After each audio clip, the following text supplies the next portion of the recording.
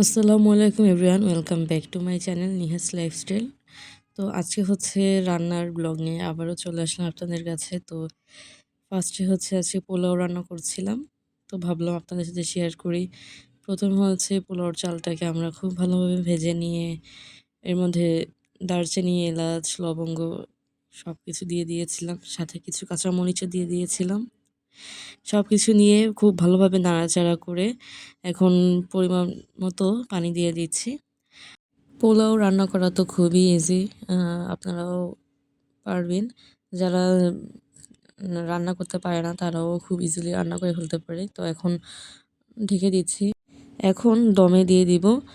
কিছুক্ষণ দমে রাখার পরে দেখবেন সিদ্ধ হয়ে গেছে। খুব ইজি রান্না, আমাদের পোলাও রান্না ডান।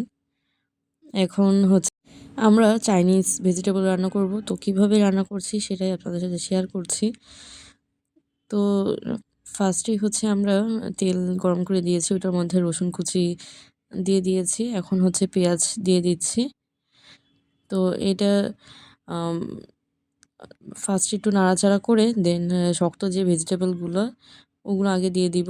তারপরে দেন হচ্ছে ধীরে ধীরে সফট ভেজিটেবলগুলো দিয়ে দিব।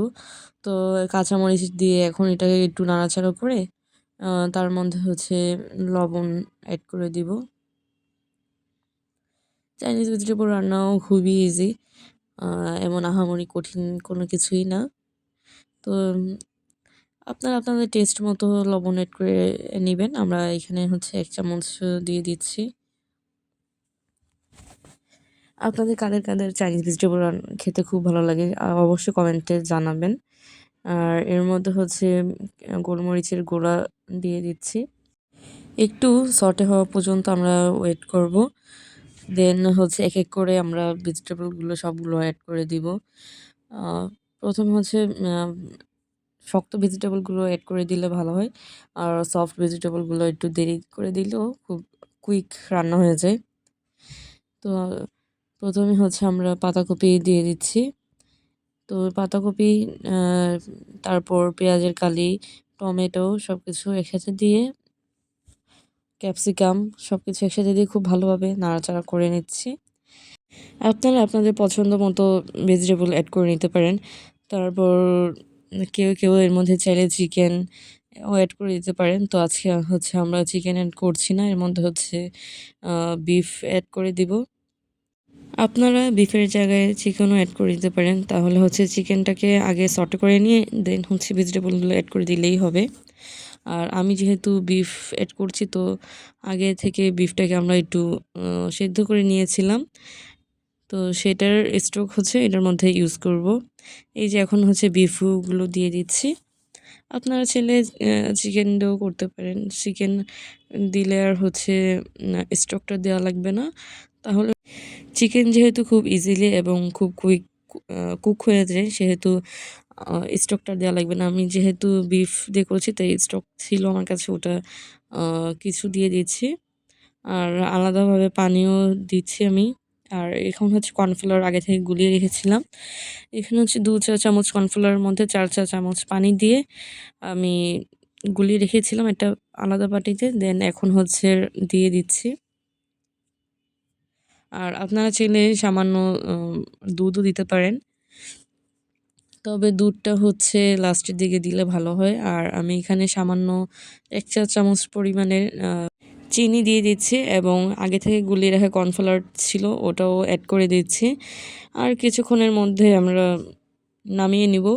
ভেজিটেবল হতে বেশি টাইম লাগে না, খুব কুইক এবং খুব ইজিলি তাড়াতাড়ি হয়ে যায়। এখন হচ্ছে আমরা ঢেকে দিব।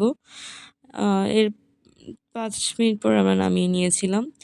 এই তো আমাদের চাইনিজ ভেজিটেবল রেডি। আর খেতেও খুব টেস্টি হয়েছিল, আপনারাও ট্রাই করে দেখতে পারেন। এভাবে রান্না করে আসলেই খুবই মজা লাগে। এখন আমরা হচ্ছে গরুর মাংস রান্না করে নিচ্ছি। তো ফার্স্টেই হচ্ছে আমরা তেলে পেঁয়াজ, রসুন, আদা বাটা এগুলো দিয়ে আমরা খুব ভালোভাবে নাড়াচাড়া করে ভেজে নিয়েছি। এখন হচ্ছে স্বাদমতো লবণ ও হলুদের গুঁড়া, মরিচের গুঁড়া, এগুলো জিরার গুঁড়া, যা যা মশলা দেওয়া লাগে দারচিনি, এলাচ, লবঙ্গ সব কিছু দিয়ে খুব ভালোভাবে নাড়াচাড়া করে সামান্য ধনেও দিচ্ছিলাম। সব কিছু দিয়ে খুব ভালোভাবে নাড়াচাড়া করে আমরা কষিয়ে নিব মশলাটাকে। দেন হচ্ছে আমরা গরুর মাংসটাকে এর মধ্যে দিয়ে দিব।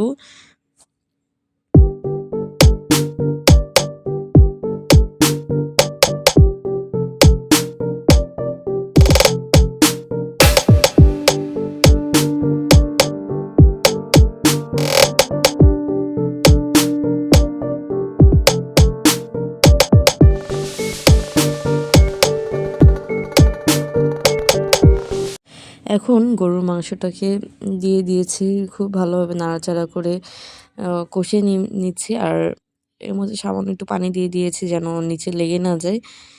তো এখন খুব ভালোভাবে নাড়াচাড়া করে দেন এটাকে ঢাকনা দিয়ে ঢেকে রেখে দিব 10-12 মিনিটের জন্য। দেন এটার মধ্যে হচ্ছে আলু অ্যাড করে দিব। এখন যেহেতু শীতকাল, এখন নতুন আলু বেরিয়েছে। নতুন আলু দিয়ে যেকোনো মাংস রান্না করতে খুবই টেস্টি লাগে। গরুর মাংস রান্না করার সময় হচ্ছে চুই ঝালকে খুবই মিস করছিলাম। অনেক দিন হয়ে গেল চুই ঝাল খাই না। তো চুই ঝাল দিতে পারলে ভালোই হইতো। বাট চুই ঝাল যেহেতু ছিল না তো আমরা দিতে পারিনি। এখন আমাদের কষানো ডান। এখন হচ্ছে আমরা পানি দিয়ে দিব। তো পানি দিয়ে আবারও নাড়াচাড়া করে আমরা ঢেকে দিব। দেন আমাদের গরুর মাংস ডান হয়ে যাবে। আর অনেকে হচ্ছে হাতে মাখিয়েও গরুর মাংস রান্না করে, তাদেরটাও খুবই টেস্টি হয়। তো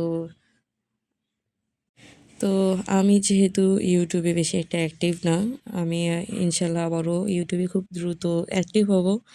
তো আপনারাও কমেন্ট বক্সে অবশ্যই জানাবেন আপনাদের জন্য কি কি নতুন নতুন ভিডিও নিয়ে আমি আসতে পারি। আপনারা আইডিয়াও দিতে পারেন আমাকে। তো আশা করি আমার নতুন ভিডিওগুলো আপনাদের কাছে ভালো লাগবে। আপনারা আমাকে কমেন্টের মাধ্যমে নতুন নতুন আইডিয়া দিতে পারেন যে নতুন কি নিয়ে কাজ করলে বা ভিডিও বানালে আপনাদের কাছে ভালো লাগবে, এবং আপনারা কমেন্ট বক্সে অবশ্যই জানাবেন আমাদের। এবং আমার আগের ভিডিওগুলা যারা দেখেননি অবশ্যই দেখবেন, এবং অবশ্যই কমেন্টের মাধ্যমে আইডিয়া দিবেন আশা করছি। আমি সেই অনুযায়ী ভিডিও বানানোর ট্রাই করব। আর ইউটিউবে আমি আবারও রেগুলার ভিডিও বানানোর জন্য ট্রাই করছি। এখন আপনাদের সাথে গল্প করতে করতে আমার রান্না প্রায় রেডি, প্রায় শেষের দিকে। এখন ঝোলের পানি দিয়ে দিয়েছি আর কিছুক্ষণের মধ্যে নামিয়ে দিব। আজকের এই পর্যন্তই। আপনারা সবাই খুব ভালো থাকবেন। আল্লাহ হাফেজ।